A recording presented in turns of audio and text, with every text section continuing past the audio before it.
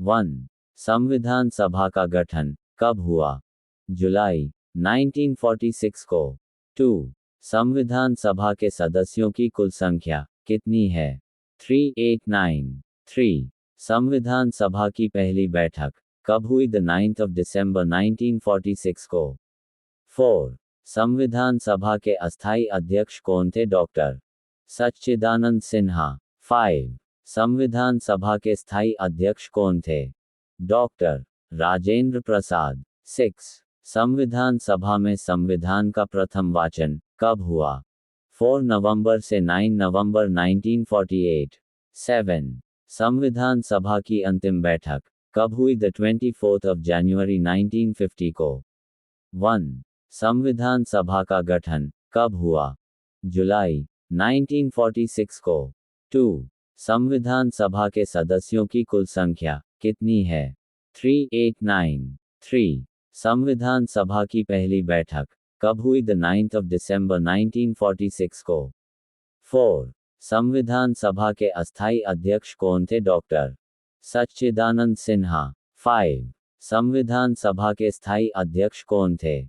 Doctor Rajendra Prasad. 6. संविधान सभा में संविधान का प्रथम वाचन कब हुआ? 4 नवंबर से 9 नवंबर 1948। 7. संविधान सभा की अंतिम बैठक कब हुई? 24 जनवरी 1950 को। भारतीय संविधान को कब पारित किया गया? 26 नवंबर 1949 को। भारतीय संविधान लागू हुआ 26 जनवरी 1950 को। संविधान सभा ने राष्ट्रगान को कब अपनाया? 24 जनवरी 1950 को। संविधान सभा ने राष्ट्रीय गीत को कब अपनाया? 24 जनवरी 1950 को।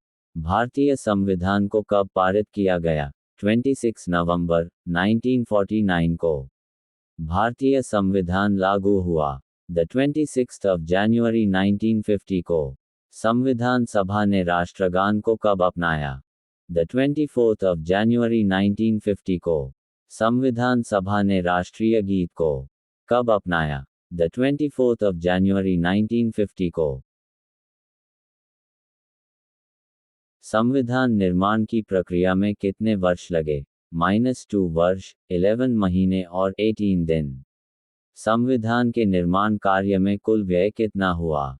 6,396,729 रुपए।